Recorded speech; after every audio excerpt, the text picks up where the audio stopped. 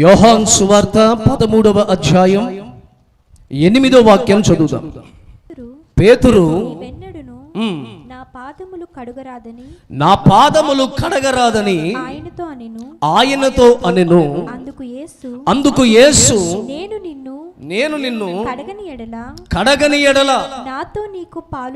నాతో నీకు పాలు లేదు. దేవునికి స్తోత్రం. యేసుక్రీస్తు వారు శిలువ యాగానికి సంసిద్ధమైతున్నటువంటి సందర్భం. ఇక మరి కొద్ది సమయములో, కొద్ది రోజుల్లో వ్యవధిలో ఆయన శిలువలో వేలాడి లోకానికి రక్షణ తీసుకొచ్చే శుభతరుణం. మనిషి కుమారుడిగా ఈ లోకానికి యోధించినటువంటి ముఖ్యమైన ఉద్దేశం నెరవేర్చబడే ఘటం అని ఎందుకన్నారంటే అంతటి భారభరితమైనటువంటి సంఘటన. ఏ మనుష్యుడు తన జీవితంలో ఎన్నడూ అనుమతించుకోలేనటువంటి ఒక బలహీనమైన పరిస్థితి. అలాంటి ఒక శిలువ మరణానికి వెళుతున్న సందర్భంలో యేసుక్రీస్తు వారు ఒక అద్భుతమైన పరిచర్య చేశారు. ఏంటా పరిచర్య అంటే శిష్యుల పాదాలు కడిగే పరిచర్య. శిష్యుల పాదాలు కడిగే పరిచర్య. ఇంత మట్టుకు కూడా మనిషి కుమారుడు తగ్గించుకున్నాడు అనే సంఘటన ప్రజలందరికీ తెలియపరిచే ఒక అద్భుతమైన పరిచర్య.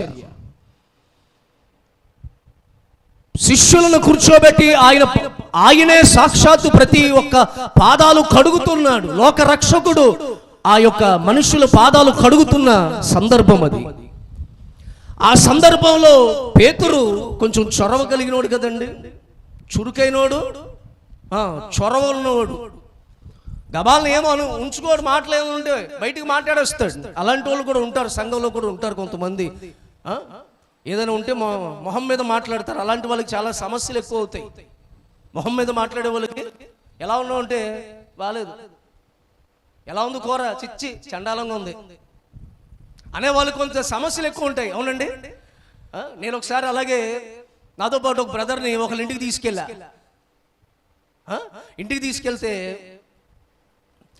తీసుకెళ్తే అక్కడ భోజనం పెడితే భోజనం చేస్తున్నాం. మరి అందరూ ఒకలా చేయరు కదండి. ఒకళ్ళు చెయ్యి పెద్దది, ఒకళ్ళు చెయ్యి చిన్నది. పెద్దగా ఎక్కడ ఉండాలి? చెయ్యి పెద్దగా అంటే ఇచ్చేటప్పుడు ఉండాలి, వేసేటప్పుడు కాదు. కూరలో వేసేటప్పుడు చెయ్యి పెద్దది, కానుక ఇచ్చేటప్పుడు చెయ్యి చిన్నదిగా ఉంటుంది కొంతమందికి.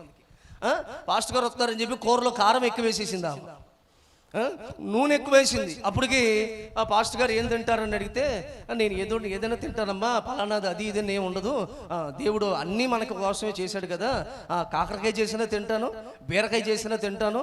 కొంతమంది తినరు, కాకరకాయ చిచ్చి అంటారు, బీరకాయ బాబోయ్ నేను తిన్ను. ఉప్మానా, హాస్టల్లో ఉప్మా రోజు పెడతా ఉంటారు, మాటికి ఉప్మా వేస్తూ ఉంటారు. ఉప్మానా వద్దు మాకు బాబోయ్, ఉప్మాను ఇడ్లీయా, పూరీ కావాలి. మన గొడవ, పెద్ద గొడవ హాస్టల్లో. ఆడు పెద్ద యూట్యూబ్లో పెట్టేశాడు, ఏంటంటే మా హాస్టలర్ మాకు పూరీలు వేయట్లేదని పెట్టేశాడు. అంటే అది మూసేసారు ఏకంగా, ప్రభుత్వం వెళ్ళిపోయి. దేవునికి స్తోత్రం. ప్రియ దేవుని బిడ్డలారా, సరే అని చెప్పి వెళితే కారం ఎక్కువ వేసేసింది. సరే అని చెప్పి నేను ఒక ముద్ద పెట్టుకున్నాను. ఒక ముద్ద పెట్టుకుని నేను అందుకే ముందే వేసేటప్పుడు కొంచెం వేయండి అమ్మ అంటాను. మనోడు వేయండి అన్నాడు. నేనేమో కొంచెం వేయండి అన్న, మనోడు వేయండి అన్నాడు. వేయండి అనే దానికి ఇంక అంతం లేదు, ఇంక అంతం లేదు దానికి. వేయండి అన్నాడు అంతే. వేయండి అని చేయి పెట్టాడు, తర్వాత ఆపండి అంటలా. ఆమె కూడా కొంచెం ప్రేమ కలిగి వేసేస్తుంది, బ్రదర్ తినండి తినండి అని వేసేస్తుంది. వేసేస్తే నేను ముద్దలో పెట్టుకునేసరికి చాలా కారం, భయంకరమైన కారం అండి. సరే మనోడు పరిస్థితి ఏంటని ఇలా చూసా. మరి మనోడు పరిస్థితి ఏంటని వేయండి అన్నాడు కదా, ఏంటని చూసేసరికి ఏమండి ముక్కు తుడుచుకుంటున్నాడు, కళ్ళు తుడుచుకుంటున్నాడు. ఏంటి మాస్టర్ గారు మీతో పాటు వస్తే మాకు భలే భోజనం దొరుకుద్ది అనుకున్నాను, ఇంత కారం వేసింది ఏంటండి బాబు ఇవా అన్నాడు. ఊరుగా పైకి గట్టిగా మాట్లాడకూడదు, వేసిందంతా తిని వెళ్ళాలి. దేవునికి స్తోత్రం. నిజంగా చెప్తున్నానండి, ఆ రోజు నుంచి ఎప్పుడైనా ప్రార్థనకి వెళ్ళినా సరే మనోడు ముందు నేను తిన్న తర్వాత తింటాడు, నేను తిన్న తర్వాతే తింటాడు, అప్పుడు దాకా తిండు, అలా చూస్తూ ఉంటాడు. అంతా ఓకేనా పాస్టర్, అంతా ఓకేనా అంటాడు. అంటే ఓకే ఓకే దేవునికి స్తోత్రం. ఎందుకు ఈ మాటలు చెప్తున్నానంటే, అసలు పేతురు యొక్క సందర్భం నుంచి మాట్లాడుకుంటూ కొంచెం చొరవగా ఉండే మనిషి, చొరవగా ఉండేవాడు. సిలువ మరణం గురించి మాట్లాడుతున్నప్పుడు కూడా ఏమంటాడు, అది నీకు దూరమవును గాక. ఇక ఆమెను అనలేదు, అంతే ఆమెను అనలేదు. ఏమన్నాడు, సిలువలో నేను ఇలా మరణించబోతున్నాను ఎన్ని చెప్తుంటే యేసయ్య వెనక నిలబడి అంటాడు, అయ్యా అది నీకు దూరమవును గాక అంటున్నాడు. వెంటనే సాతానా వెనక్కిపో. ప్రైజ్ ది లార్డ్, హల్లెలూయా. దేవుని బిడ్డలారా, అలా పాదాలు కడిగే పరిచర్యలో యేసయ్య అలా కాళ్ళు పట్టుకుంటూ కడిగే పరిచర్య చేస్తుండగా పేతురు అన్నాడు, అయ్యా నా పాదాలు కడగద్దయ్యా అన్నాడు. అయ్యా నా పాదాలు కడగద్దయ్యా అంటే దానికి యేసయ్య ఏమన్నారు తెలుసా, నేను నిన్ను కడగని ఎడలా, ఆ మాట మీరు టిక్ చేసుకోండి, నేను నిన్ను కడగని ఎడలా నాతో నీకు పాలు లేదు. ఈ యొక్క 29వ రోజు ఆరాధనలో ప్రేమ కలిగిన దేవుడు మనతో మాట్లాడే సమాచారం ఏంటంటే, ఆయన మనల్ని కడగకపోతే మనము దేవునితో పాలు లేని వారము, అంటే దేవునితో సహవాసము లేని వాళ్ళము. దేవుడు తోడు మనకి లేదు, దేవుడు పక్షాన మనం లేము, మన పక్షాన దేవుడు లేడు. ఎవరితో దేవుడు ఉంటాడు? స్పష్టంగా దేవుడు చెప్తున్నాడు కదా పేతురుతో. ఏమంటున్నాడు పేతురు, నేను నీ పాదాలు కడగని ఎడల నాతో నీకు పాలు లేదు. అంటే అర్థం ఏంటి? ఇక నాతో నీకు సంబంధము లేదు, ఇక నువ్వు నా వాడివి కావు, ఇక నా రాజ్యంలో నీకు చోటు లేదు అని అర్థం. ఈ రోజు నేర్చుకోవలసిన పాఠం ఏంటంటే, కొత్త సంవత్సరంలోనికి ప్రవేశిస్తున్న మనము కడగబడిన వారముగా ప్రవేశించాలి. మన బురద కడగబడాలి, మన యొక్క బలహీనతలు కడగబడాలి. వర్షం పడి రోడ్డు మీద నడుస్తున్నప్పుడు కాళ్ళ కంటిన బురదతోనే ఇంటిలోనికి ప్రవేశించకుండా ఇంటి బయట ఉన్నటువంటి ఏమంటే కుళాయి దగ్గరికి వెళ్ళి కాళ్ళు ఎలా కడుక్కొని నీటిగా శుభ్రం చేసుకుని ఇంటిలోనికి ఎలా ప్రవేశిస్తామో, అలాగే 2025లో ప్రవేశించబోతున్న మనము ఈ 2024వ సంవత్సరంలో కడగబడాలి. మన దేహం, మన ఆలోచన, మన ప్రవర్తన, మన క్రియలు, మన స్వభావాలన్నీ కూడా పరిశుద్ధపరచబడాలి. ఎందుకంటే దేవుడు పరిశుద్ధుడు గనక మనము పరిశుద్ధులమై ఉండాలి. పేతురు రాసిన మొదటి పత్రిక 1వ అధ్యాయము 14వ వచనములో ఇదే పేతురు మాట్లాడుతున్న మాటలు చూడండి. ఇదే అపోస్తలుడైన పేతురు కడగవద్దయ్యా అన్న పేతురు మాట్లాడుతున్న మాట చదువుతాం. నేను పరిశుద్ధుడనై ఉన్నాను కనుక మీరును పరిశుద్ధులై ఉండమని రాయబడి ఉన్నది. మళ్ళా చదువుతున్నారు, మనసు పెట్టి వినండి అందరూ. నేను పరిశుద్ధుడనై ఉన్నాను కనుక మీరు కూడా పరిశుద్ధులై ఉండమని రాయబడి ఉన్నది. ఎక్కడ రాశారు? రాయబడి ఉంది అన్నాడు పేతురు. అంటే ఎక్కడో రాశారు కదా, ఎక్కడ రాశారు? లేవీకాండం 11వ అధ్యాయం 44వ వాక్యం చదువుతాం. నేను మీ దేవుడైన యెహోవాను, నేను పరిశుద్ధుని కనుక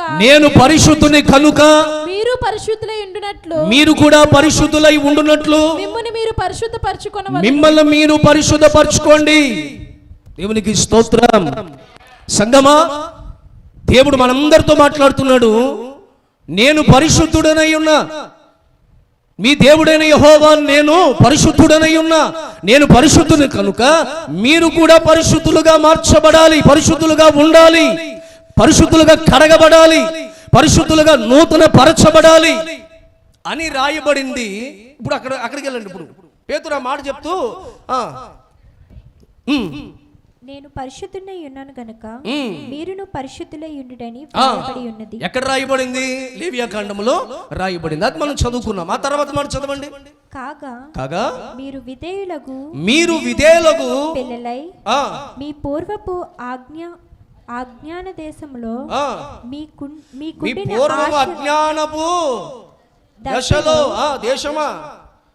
దశలో మీకుండిన ఆశలను అనుసరించి ప్రవర్తింపక మిమ్మల్ని పిలిచిన వాడు పరిశుద్ధుడై ఉన్న ప్రకారము మీరును సమస్త ప్రవర్తనల యందు పరిశుద్ధులై ఉండండి. సమస్త ప్రవర్తనలు టిక్ చేసుకోండి మాట. సమస్త ప్రవర్తనలు అంటే అన్ని విషయాల్లో, కొన్ని విషయాల్లో కాదు.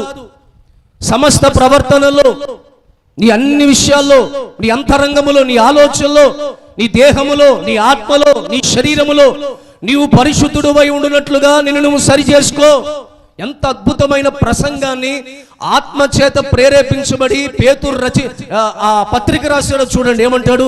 మీ యొక్క సమస్త ప్రవర్తనల యందు, సమస్త ప్రవర్తనల యందు, కొన్ని కాదు అమ్మా, కొన్నిటిలో కాదు, అన్నిటిలో, అన్ని విషయాల్లో జాగ్రత్త పడాలి. అన్ని విషయాల్లో నీవు పరిశుద్ధుడుగా ఉండాలి, పవిత్రుడుగా ఉండాలి. మీ సమస్త ప్రవర్తనల యందు, ఇంకా చెప్పాలంటే ఆదివారం చర్చిలో మాత్రమే కాదు, నీ ఇంటిలో, నువ్వు వెళ్తున్న ప్రయాణంలో, నీ ఆఫీసులో, నీ ఉద్యోగంలో, నీ చదువులో, నీ కాలేజీలో నీ ప్రవర్తన ఎలా ఉందో నీవు జాగ్రత్తగా చూసుకో. త్రాసులో పెట్టి దేవుడు చూస్తాడు. ఈ సంవత్సరం చివరిలో దేవుడు మనల్ని అడుగుతాడు, ఇవే అడుగుతాడు. ఈ సంవత్సరం నేను నిన్ను కాపాడాను కదా, ఈ సంవత్సరం నీ పిల్లల్ని కాపాడాను కదా, నీకు కావాల్సిన ఇల్లు ఇచ్చాను కదా, కావాల్సిన ఉద్యోగం ఇచ్చాను కదా, కావాల్సిన శాలరీ ఇచ్చాను కదా, కావాల్సినటువంటి ఆరోగ్యాన్ని ఇచ్చాను కదా. నీ క్రియలు ఎలా ఉన్నాయి, నీ బిహేవియర్ ఎలా ఉంది, నీ భక్తి ఎలా ఉంది దేవుడు చూస్తాడు. దేవుడు లెక్క అడుగుతాడు. లెక్క అడిగినప్పుడు మనము త్రోసివేయబడిన వారంగా ఉండకూడదు. త్రాసులో పెట్టినప్పుడు మనము తూగే వారంగా ఉండాలి, కానీ తొలగించబడిన వారంగా మనం ఉండకూడదు. దేవునికి స్తోత్రం, హల్లెలూయా. మరి కడగబడాలంటే ఎలా కడగబడాలి? ఎలా కడగబడాలి చూడండి. బైబిల్లో కొన్ని మాటలు మీకు నేర్పిస్తాను. ఇర్మియా గ్రంథము 2:22 చదవండి. ఇర్మియా గ్రంథము 2వ అధ్యాయము 22వ వాక్యం. నీవు క్షారముతో కడుగుకొనునను, నీవు యాసిడ్తో నేను కడుక్కున్నా, విస్తారమైన సబ్బు రాసుకున్నా, మీ దోషములు మరకవలే నాకు కనబడుతున్నాయి. ఇది ప్రభువగు యెహోవా వాక్కు. దేవునికి స్తోత్రం. దేవుని బిడ్డలారా, మన దోషములంట దేవుని దృష్టిలో కనబడుతున్నాయి. ఆకాశములో నుండి దేవుడు తొంగి చూశాడు నోవాహు దినాలలో. ఇదిగో ఈ జనుల యొక్క చెడుతనము బహు విస్తారమైనది. ఆయన సంతాపపడ్డాడట. ఆకాశము నుండి తొంగి చూసి, అయ్యో వీళ్ళు తినుచున్నారు, త్రాగుచున్నారు, వివాహములాడుచున్నారు, కానీ దేవుని ఎడల భయభక్తులు లేని వారిగా ఉన్నారు. ఈ చెడ్డ జనాన్ని నేను చేసినందుకు నేను సంతాపపడుతున్నానని దేవుడు సంతాపపడ్డాడట. ఈరోజు నిన్ను చూసినప్పుడు దేవుడు నీ భక్తిని చూసి ఆయన సంతాపపడకూడదు, నీ భక్తిని చూసి ఆయన సంతోషపడాలి. దేవుని బిడ్డలారా, ఏమని రాయబడింది? మీరు యాసిడ్తో బాత్రూములు దేంతో కడుగుతారు? యాసిడ్ పోస్తారు. ఎందుకు? నీట్గా రావాలని. నువ్వు యాసిడ్తో కడిగినా అలాని యాసిడ్ పోసుకున్నారు మొహం మీదకి. ఇప్పుడుకే చూడలేకపోతున్నావు, ఇంకా అది పోసేవంటే ఇంక అంతే సంగతి. ఇక ఘోరలాగా ఉంటావు నువ్వు. దేవునికి స్తోత్రం. యాసిడ్తో అక్కడ ఇర్మియా ప్రవక్త అంటాడు, నువ్వు యాసిడ్తో నువ్వు కడుక్కున్నా, తర్వాత విస్తారమైన సబ్బు, ఎలకతోక ఏడాది ఉతికిన నలుపు నలుపే కానీ తెలుపు కాదు. దేవునికి స్తోత్రం.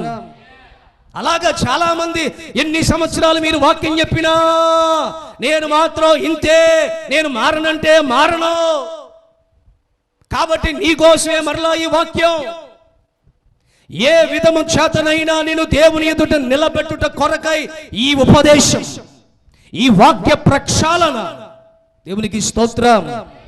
ఈ సంవత్సరం చివరిలో నా వాక్య ఉద్దేశం ఒకటే, మనమందరము కూడా దేవుడు పాదాలు, ఆయన అంటాడు నేను నిన్ను కడగని ఎడల. ఈరోజు దేవుని చేత మనం కడగబడకపోతే దేవునితో మనకి పాలు లేదు, దేవుని వాగ్దానముతో మనకి పాలు లేదు, కొత్త సంవత్సరానికి మనకి పాలు లేదంటే ఆశీర్వాదానికి పాలు లేదు, దీవెనకి మనకి పాలు లేదు, దాన్ని మనం స్వతంత్రించుకోలేం. కనుక ఈ రోజు ఇప్పుడే తీర్మానం తీసుకుని ఈ స్థలాన్ని విడిచి వెళ్ళాలి. అవసరమైతే కాసేపు ప్రార్థన చేసుకుని వెళ్ళండి. కడగండి అయ్యా, నన్ను పరిశుద్ధపరచండి అయ్యా, నన్ను నూతన పరచండి అయ్యా. దేవుడు మనం చూసినప్పుడు సంతాపపడకున్నట్లుగా సంతోషపడినట్లుగా మనం కడగబడాలి. యోబు గ్రంథకర్త కూడా ఒక మాట అంటాడు చూడండి, 9వ అధ్యాయము 30వ వాక్యం. ఇర్మియా ప్రవక్త ఏమంటున్నాడు, యాసిడ్తో కడిగిన విస్తారమైన సబ్బు నొరగ వేసినా సరే మరక కనబడుతుంది. అలాగే చూడండి యోబు 9:30 యోబు గ్రంథము 9వ అధ్యాయం 30 నేను హిమముతో నన్ను కడుక్కుకొనినను, సబ్బుతో నా చేతులు కడుక్కొనినను, సబ్బుతో నా చేతులు కడుక్కున్నా, నీవు నన్ను గోతిలో ముంచెదవు, అప్పుడు నేను నా స్వతంత్ర వస్త్రములకై అసహ్యుడనగుదును. దేవునికి స్తోత్రం.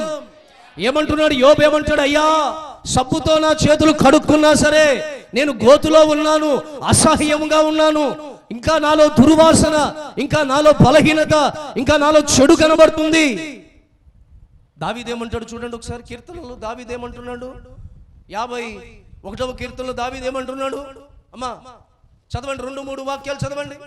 నా దోషము పోవునట్లు నన్ను బాగుగా కడుగుము, నన్ను బాగుగా కడుగయ్యా, నా పాపము పోవునట్లు నా పాపములు పోవునట్లు నన్ను పవిత్రపరచు. నా అతిక్రమములు నాకు తెలిసే ఉన్నవి, నా పాపం ఎల్లప్పుడూ నా ఎదుటనున్నది. నీకు కేవలము నీకే. 7వ వాక్యం చూడండి, 7వ వాక్యం చదవమ్మా. నేను పవిత్రుడు అగునట్లుగా హిస్సోపుతో నా పాపమును పరిహరింపయ్యా, హిమము కంటే నేను తెల్లగా నుండునట్లుగా నీవు నన్ను కడగండి. Praise the lord. దావీదు అపవిత్రుడయ్యాడు. పరిశుద్ధంగా ఉండవలసిన దావీదులోనికి పాపము ప్రవేశించింది. అప్పుడు దావీదు ఏమంటున్నాడంటే, అయ్యా నాలో నా పాపమును కడుగయ్యా అన్నాడా? నా పాపములను కడగండి, నా దోషములను కడగండి, హిమము కంటే తెల్లని, ఎలాంటి మచ్చ లేని, ఎలాంటి నలుపు లేని, ఎలాంటి చీకటి లేని, ఎలాంటి బంధకాలు లేని, ఎలాంటి బలహీనత లేని ఒక తెల్లగా నన్ను శుద్ధి చేయి, నన్ను పరిశుద్ధపరచు.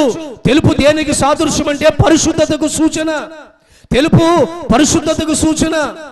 అలాగా నన్ను తెల్లగా ఉంచయ్యా అని దావీదు ప్రార్థన చేసినట్టుగా ఈ కడవరి దినాల్లో మనం అందరము ప్రార్థన చేయాలి, ప్రార్థన చేసుకోవాలి. ఇతరుల కొరకు కాదు, నీ కొరకు నువ్వు ప్రార్థన చేసుకోవాలి. ఎన్నో ప్రమాదాలు, ఎన్నో గాయాలు, ఎన్నో ఇబ్బందులు. ఏమండి ఈ 2-3 రోజులు ఎన్ని వార్తలు వింటున్నాం. అసలు పెద్ద పెద్ద వ్యక్తులు, ధనవంతులు, ఏమంటే ఉన్నతమైన ఆరోగ్యంగా ఉన్న వాళ్ళు కూడా కాలగర్భంలో కలిసిపోయారే. ఒక మంచి ఉద్యోగం సంపాదించుకుని ఏమంటే మెరిట్ లో ఇంచుమించుగా ఫస్ట్ ప్యాకేజ్ 25 లక్షల ప్యాకేజ్ సంపాదించుకుని సంతోషంగా ఉన్న ఆమె బండి మీద తీసుకెళ్తున్నాడంట. ఒక సహోదర స్నేహితుడు బండి మీద తీసుకెళ్తుంటే ఏమండి ఒక కారు వచ్చి వేగంగా వచ్చి ఒక కారు ఢీ కొడితే 2 స్పాట్లో చనిపోయారు. 2 స్పాట్లో చనిపోయారండి. 25 lakhs ప్యాకేజ్, మెరిట్ స్టూడెంట్. ఈరోజు లేదు, కానీ దేనికి యోగ్యత లేకపోయినా దేవుడు నన్ను కాపాడాడు, దేవుడు మిమ్మల్ని కాపాడుతున్నాడు, మీ బిడ్డలు కాపాడుతున్నాడు. మీరు అనుకోవచ్చు నాకు డ్రైవింగ్ స్కిల్స్ ఉన్నాయి. నీకు కాదు స్కిల్స్ కావాల్సింది, అవతలోడికి కావాలి స్కిల్స్. నేను తప్పించే స్కిల్స్ అవతలోడికి ఉండాలి. అలా తప్పించగలిగిన టాలెంట్ ఉన్నవాడు ఎవరో తెలుసా? కృప కలిగిన దేవుడు. కృప ఆ కృప నిన్ను తప్పిస్తుంది, ఆ కృప నిన్ను కాపాడుతుంది, ఆ కృప నిన్ను సంరక్షిస్తుంది, ఆ కృప నీ ప్రాణాన్ని సంరక్షించింది, ఆయుష్ని పొడిగించింది. Praise the lord. ఎన్ని మరణకరమైన రోగాలు ఉన్నాయి లోకంలో, ఎన్ని మరణకరమైన రోగాలు ఉన్నాయండి. వాటన్నిటిలో నుండి దేవుడు మనం తప్పించాడు. కొన్ని రోగాలు సాధారణమైన రోగాలు. ఏమని ప్రార్థన చేయాలి, ఏమని చేసుకోవాలి? అయ్యా మమ్మల్ని కడగండి కడగండి కడగండి, పరిశుద్ధపరచండి పరిశుద్ధపరచండి అయ్యా. అయ్యా తెల్లగా శుద్ధి జరగాలి, శుద్ధి జరగాలి. అందరూ కూడా అలా శుద్ధి జరగాలి ప్రభువా. నోరు తెరిచి అడగండి అందరూ కూడా, అయ్యా నన్ను కడగండి. అడగండి అందరూ నోరు తెరిచి అడగండి. యేసయ్యా నన్ను కడుగయ్యా, పరిశుద్ధపరిచయ్యా, పవిత్రపరిచయ్యా. నీకు అనుకూలమైన వ్యక్తులముగా, నీకు యోగ్యమైన వ్యక్తులముగా, మీరు మెచ్చిన వ్యక్తులముగా, మీకు ఇష్టలముగా మేము మార్చబడాలి. 2024 ఈ చివరిలో అయ్యా మేము బాధలన్నీ బలహీనతలన్నీ విడుదల పొంది నూతనముగా కొత్త సంవత్సరంలో అడుగు పెట్టాలి. పాతవి గతించను, సమస్తము కొత్తవాయినట్లుగా నూతన హృదయం నాకు దయచేయి, నూతన మనసు నాకు దయచేయి. కొత్త మనసు నాకు కావాలయ్యా, కొత్త మనసు నాకు కావాలయ్యా. దేవుడు అలాగున చెయ్యును గాక. ఆమేన్. కడగబడే అంశాలలో ఒక 3 ప్రత్యేకమైన విషయాలు మీకు మీ ఎదుట ఉంచి నేను ముగిస్తాను. 3 ప్రత్యేకమైన విషయాలు. మొదటి మాటను మనం చదువుకుందాం, బైబిల్లో నుండి చదువుకుందాం. యెషయా గ్రంథం 59వ అధ్యాయం చదవండి. రక్షింపనేరకుడునట్లు యెహోవా హస్తము కుర్చ కాలేదు. హలో, 2025లో నిన్ను రక్షించడానికి దేవుని హస్తాలు కొరచగా ఏమీ లేవు, సంసిద్ధంగా ఉన్నాయి, రెడీగా ఉన్నాయి. ఆ చేతులకి గాయాలున్నాయి, ఆ చేతుల్లోంచి రక్తం గారుతుంది, ఆ చేతులు నీ కొరకు సంసిద్ధంగా ఉన్నాయి.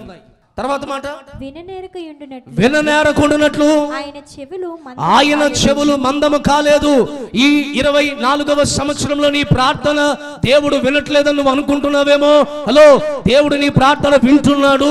విననేరకుండునట్లు మన యేసే చెవిటివాడుగాడు.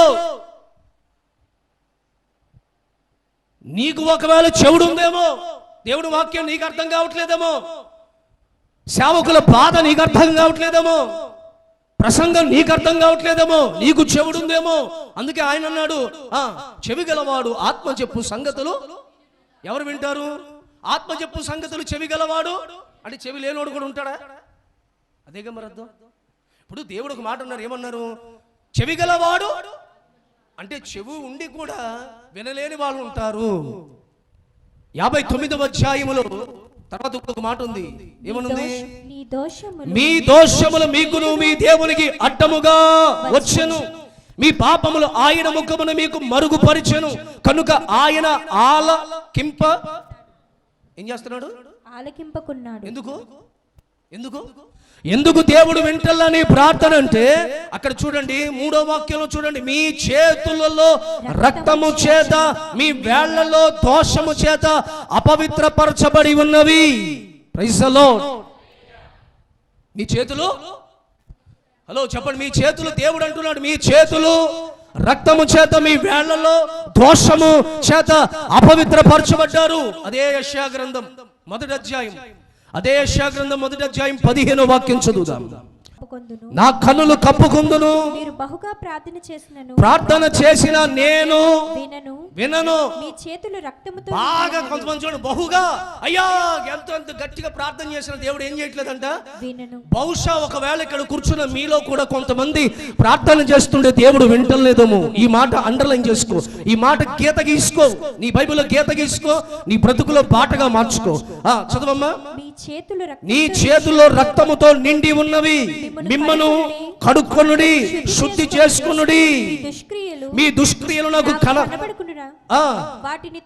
వాటిని తొలగించుకో, కీడు చేయట మానుడి, మేలు చేయట నేర్చుకోండి, మిమ్మల్ని కడుక్కొనుడి, శుద్ధి చేసుకొనుడి. ఆ మాట టిక్ చేసుకోండి. ఏం చేయాలి? మనం కడుక్కోవాలి, శుద్ధి చేసుకోవాలి.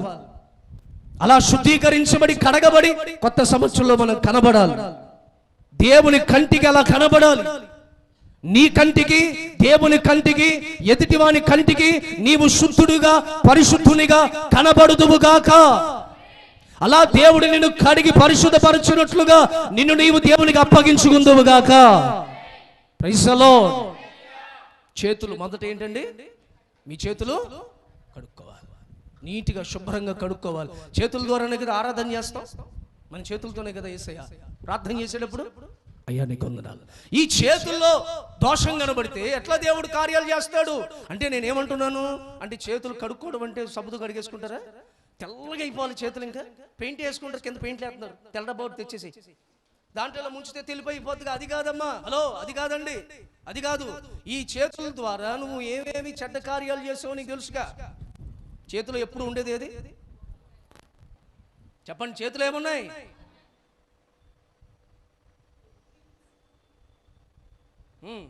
ఎన్నెన్ని ఉన్నాయో అసలు.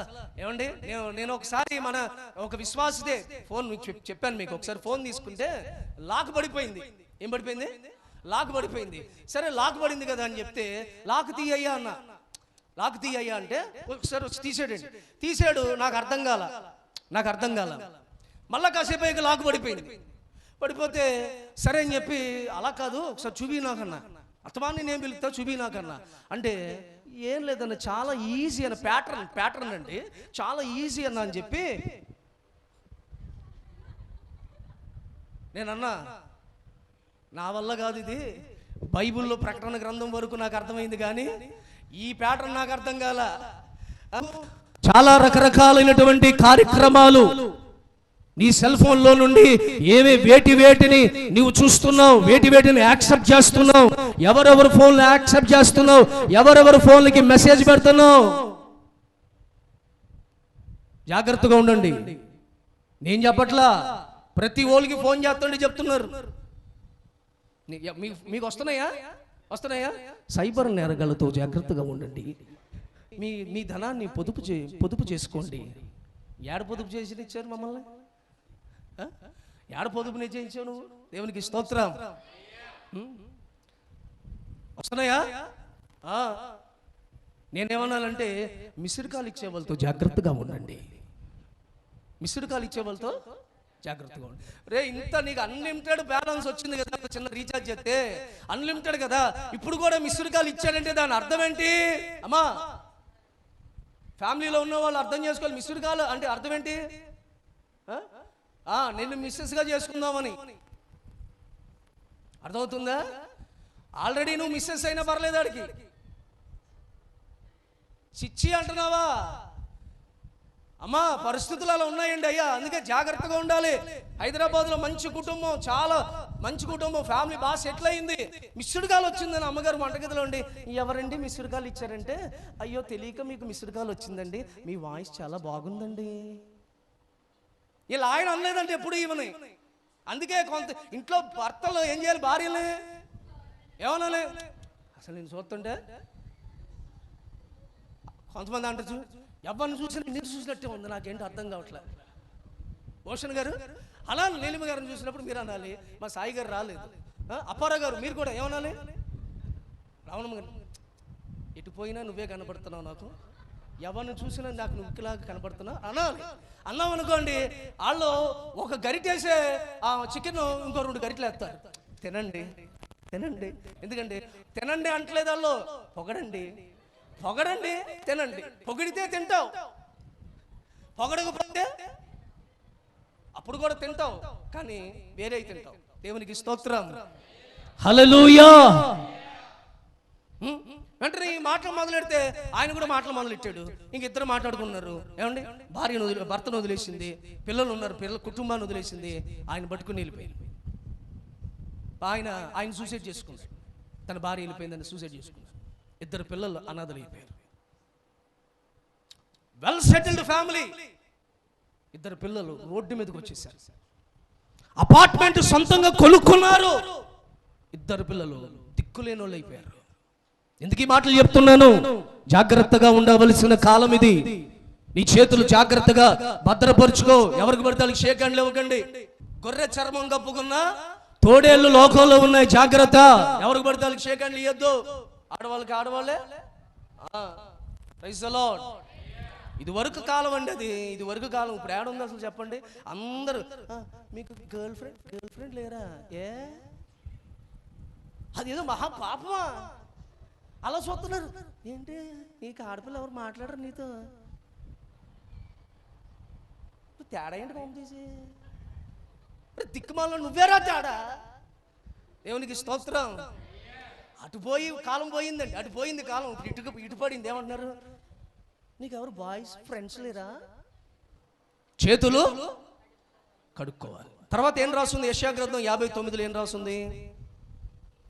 మీ పెదవులను అబద్ధములాడుచున్నవి, మీ నాలుక కీడును బట్టి మాట్లాడుచున్నది, నీతిని బట్టి. కాబట్టి నువ్వేం చేయాలి? నీ పెదవులు కడుక్కోవాలి, నీ పెదవులను పరిశుద్ధపరచుకోవాలి, నీ చేతులు కడుక్కోవాలి. వేటిని పడితే వాటిని ముట్టుకోకూడదు,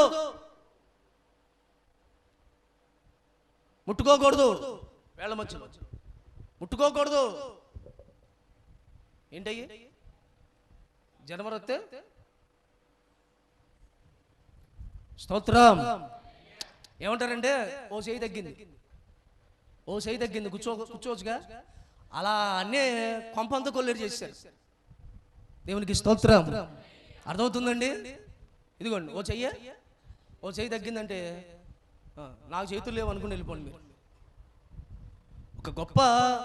ఒక గొప్ప ప్రార్థనాపరుడు తన రైలు ప్రయాణంలో కింద కూర్చుని ఉంటే పై భాగంలో భర్తలో పేకాట ఆడుకుంటుంటే ఒక కార్డు కింద పడితే ఈ కింద కూర్చున్న ఆయన చూసి, అయ్యా కొంచెం ఆ పేక ముక్క అందుకో అంటే ఈయన అలా కిందకు చూసి, నాకు చేతులు లేవు కదా అన్నాడు వాళ్ళతో. ఏమన్నాడు? ఏంటయ్యా తమాషా ఆడుతున్నావా? మాకు కళ్ళేం కనబట్టలేదు అనుకున్నావా ఏంటి? నీ 2 చేతులు ఉన్నాయిగా, అయ్యో చేతులు కదిలిస్తున్నావు, బాగానే ఉన్నావుగా. చేతులు ఎత్తడం ఏంటంటే, నేను ఇది వరకు ఈ చేతులతో చాలా అపవిత్రమైన పనులు చేశాను, కానీ యేసయ్య రక్తములు నేను కడగబడిన తర్వాత ఈ చేతులు దేవునికి అప్పగించాను. ఇక ఈ చేతులతో అపవిత్రమైన వాటిని దేనిని ముట్టను. అలాంటి తీర్మానంలోనికి మనమందరం వచ్చుదుము గాక, అలాంటి నిబంధనలోనికి మనమందరం వచ్చుదుము గాక, అలాగున దేవుడు మనల్ని రేపును గాక. రెండో విషయం పెదాలు. యెషయా ప్రవక్త కూడా ఏమన్నారు చదవండి ఆ మాటలు ఒకసారి. యెషయా గ్రంథములో 6వ అధ్యాయము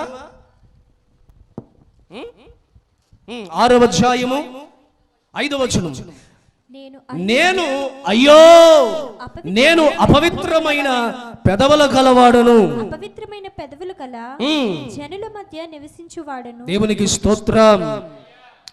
యెషయాకి ఒక విలువైన దర్శనము కనబడుతున్నప్పుడు ఈ సేవా దర్శనములో యెషయా అంటున్నాడు, అయ్యో ఏమంటున్నాడు? అయ్యో నేను అపవిత్రమైన పెదవుల కలవాడును, నన్ను పవిత్రపరిచయ్యాని తను తాను దేవునికి అప్పగించుకున్నప్పుడు ఆకాశం నుండి అగ్ని పంపించబడింది. ఆ అగ్ని చేత తన పెదవులు కాల్చబడి పరిశుద్ధుడిగా మార్చబడ్డాడు. దేవుని మాటలు తన నోటన వినిపించబడేటట్లుగా యెషయాని దేవుడు ఆశీర్వదించి శుద్ధీకరించాడు. నీవు ఏ అపవిత్రతలో ఉన్నావు? ఏమంటాడు యెషయా? దేవుడు చెప్తున్నాడా? యెషయా మాట్లాడుతున్నాడా? ఏమంటున్నాడు? యెషయా అంటున్నాడు, నేను అపవిత్రమైన.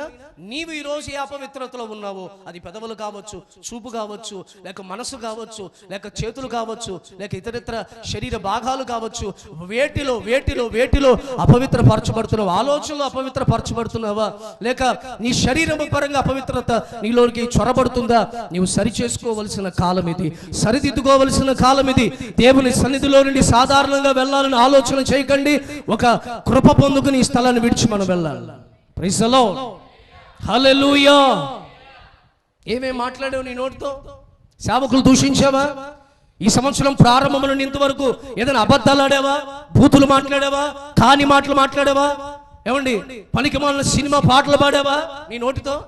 కొంతమంది ఇక్కడ పాడతారు, ఇక్కడ దేవుని పాటలు పాడతారు, బయటికి వెళ్ళి ఆ పాటలు పాడతారు. ఆటోలో కొన్నిసార్లు దేవుని పాటలు, ఇంకొన్నిసార్లు వస్తున్నాయా? అవట్లేదా? దేవునికి స్తోత్రం. నేను ఒక ఆటో ఎక్కితే యెహోవా నా కాపరి అని రాశాడు. మొత్తం సినిమా పాటలు పెడుతున్నాడు.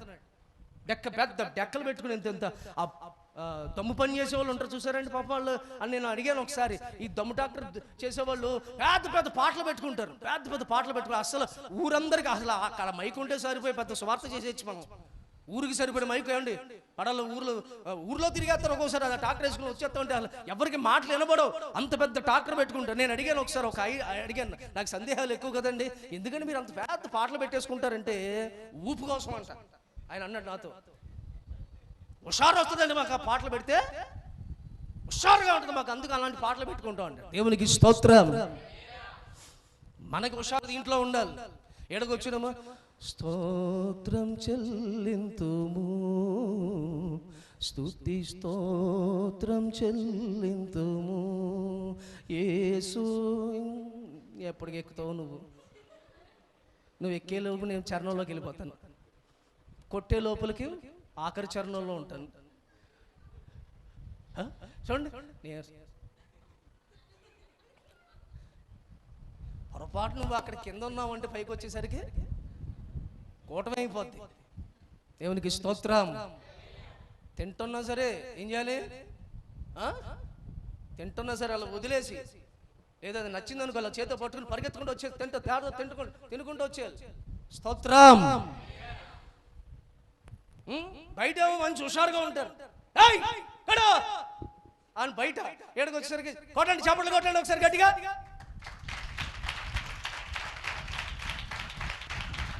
Praise the Lord. చేతులెత్తి హల్లెలూయా. ఏదో ఊర్లో పల్లెటూరులో అసలు వాగు లేదంట, ఏం లేదు, వాగు లేదంట. రాజకీయ నాయకుడు వస్తే నేను మీకు వంతుని కట్టిస్తానన్నాడంట. వాగు లేని చోట వంతుని ఎందుకు, అసలు వాగే లేదు కదరా అంటే నేను మీకు వంతుని కట్టిస్తానంటే దారిని పోయే కొంతమంది మనలాంటోళ్ళు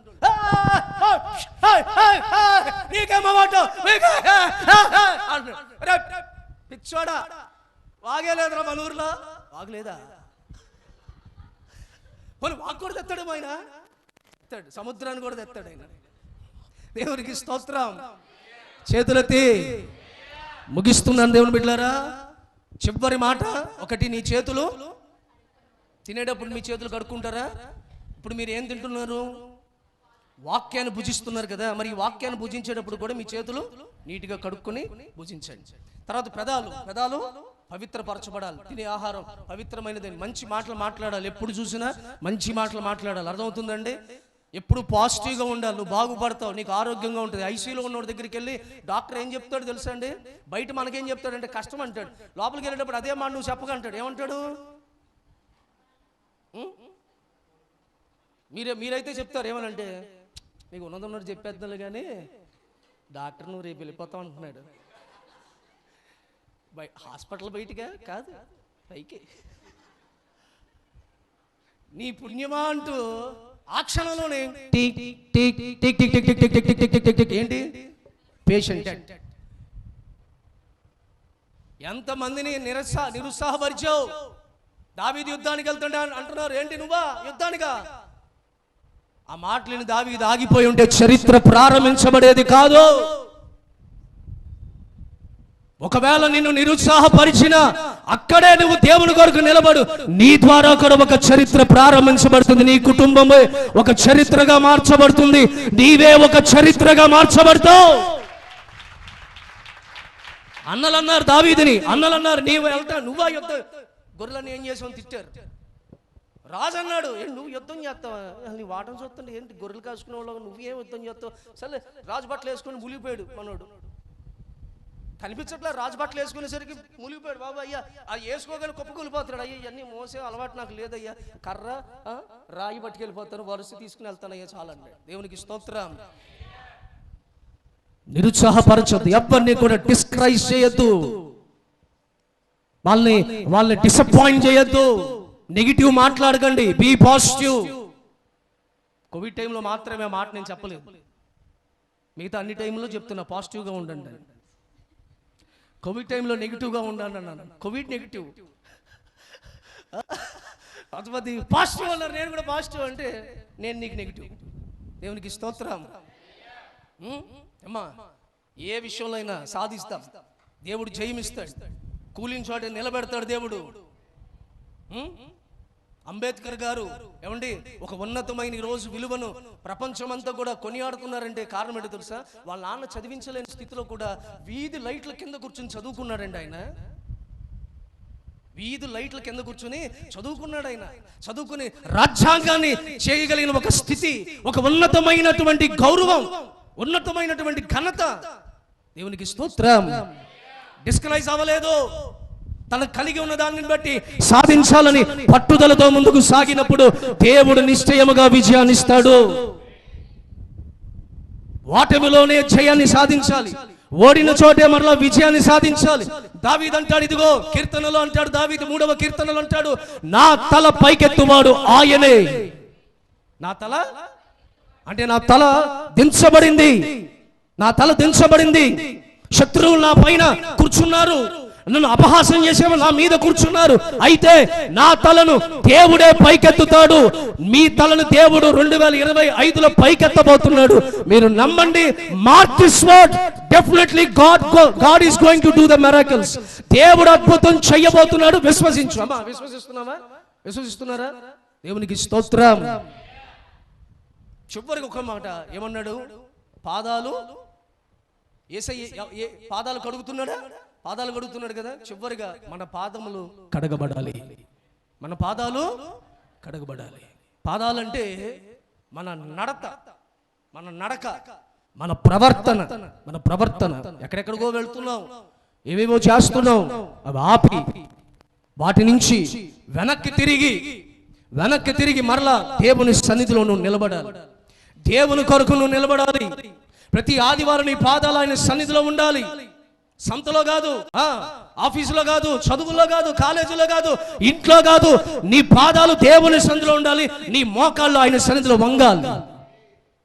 దేవునికి స్తోత్రం. అలాంటి కృప దేవుడు మనందరికి ఇచ్చి మనల్ని దేవుడు కడగాలని సంసిద్ధుడై ఉన్నాడు. కొరింథీయులకు రాసిన పత్రికలో పౌలు గారు చెప్తారు, తన ఆత్మచేత దేవుడు మనల్ని కడుగుతున్నాడని పౌలు గారు అంటారు. మాట చూడండి ఒకసారి. కొరింథీయులకు రాసిన మొదటి పత్రికలో 6వ అధ్యాయము 9, 10, 11 వచనాలు. 9, 10, 11 వచనాలు. అన్యాయస్తులు దేవుని రాజ్యమునకు వారసులు కానేరని మీకు తెలియదా? 11వ వాక్యం చదివేమ్మా, టైం లేదు. ఆ మాటల తర్వాత ఇంటికి వెళ్ళి చదవండి. మీలో కొందరు అట్టివారై ఉంటిరి, కానీ ప్రభువైన యేసు క్రీస్తు నామమును మన దేవుని ఆత్మయందును మీరు కడగబడి, ఆత్మయందు మీరు కడగబడి, పరిశుద్ధపరచబడిన వారై నీతిమంతులుగా తీర్చబడ్డాము. చప్పట్లు కొట్టండి గట్టిగా. మీరు దేవుని ఆత్మ చేత కడగబడాలి. ఆత్మ ద్వారా కడగబడి మీరు నీతిమంతులుగా మార్చబడతారు. పరిశుద్ధాత్మ ఈ రోజున మన మధ్యలో ఆత్మదేవుడు సంచరిస్తున్నాడు. దేని కొరకంట? పౌలు గారు అంటున్నారు, ఆత్మ మనల్ని కడుగుతుంది, ఆత్మ మనల్ని శుద్ధి చేస్తుంది. కనుక మీరు ఆత్మపూర్ణులై దేవుని ఆత్మను పొంది నోరు తెరిచయ్యా, నీ ఆత్మ నా మీదకి పంపించయ్యా, ఆత్మ ద్వారా నాకు శుద్ధీకరణ జరగాలి. ఆత్మ ద్వారా ఆత్మ ఏం చేస్తుందట? తానే మన పక్షమును నిలబడి మన పాపములు ఏం చేస్తున్నారట? ఒప్పింప చేస్తుందా, కప్పింప చేస్తుందా? ఒప్పింప చేయు ఆత్మ మీలో ఉండును గాక. పరిశుద్ధాత్మ దేవుడు నీలోనికి వచ్చి నీ లోపములన్నీ నీ ద్వారా ఒప్పింపజేసి నిన్ను దేవుడు కడుగును గాక.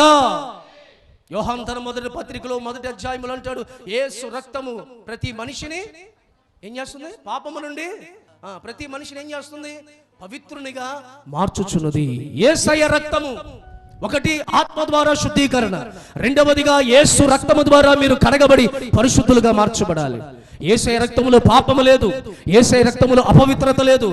ఆయన పరిశుద్ధుడిగా ఈ లోకానికి వచ్చి తన రక్తాన్ని ప్రభు మన కొరకు చిందించాడు. ఆ రక్తములో మనం అందరం కడగబడుదుము గాక. బాప్తీసాలు లేని వారందరూ బాప్తీసములకు సంసిద్ధులయ్యుదురు గాక. రక్షణ పొందాలని ఆశ కలిగిన వాళ్ళు గట్టిగా హల్లెలూయా. ఆశ కలిగిన వాళ్ళు, కనీసం ఆశ కలిగిన వాళ్ళు, బాప్తిసం పొందిన వాళ్ళ గురించి చెప్పట్లా, పొందాలని ఆశ కలిగి ఉన్నా సరే అవరోధాలన్నీ దాటింపజేసి నీ ఆశను దేవుడు తీర్చునుగాక. 3వ మాట, దేవుని వాక్యము ద్వారా. అదే పౌలు గారు అంటారు, వాక్యం అనే ఉతక స్నానము ద్వారా మిమ్మల్ని పవిత్రులుగా మార్చుచున్నాము. పవిత్రులుగా మనం మారుతున్నాము. సంఘానికి వాక్యం అనే ఉతక స్నానం కావాలి. వాక్యము ద్వారా ఉతకబడాలి, వాక్యము ద్వారా కడగబడాలి, వాక్యము ద్వారా సరిచేయబడాలి, వాక్యము లోతులోనికి వెళ్ళి సరిదిద్దబడాలి. దేవునికి స్తోత్రం. అలాంటి కృప దేవుడు మనందరికి ఇచ్చి మనల్ని దేవుడు నిండుగా పరిశుద్ధులుగా అన్ని విషయాల్లో సంపూర్ణులుగా దేవుడు మనల్ని కడిగి పరిశుద్ధపరచునుగాక. ఆమేన్ చెప్పండి. అట్టి వారమై మనం దేవుని సందులో సాక్షులమై ఉందాము. దేవుడి మాటలు మన వినికిడిలో మన ఆత్మీయ జీవితంలో ఎదిగింప చేయుటకు, బలపరచుటకు దేవుడు సహాయము చేయునుగాక.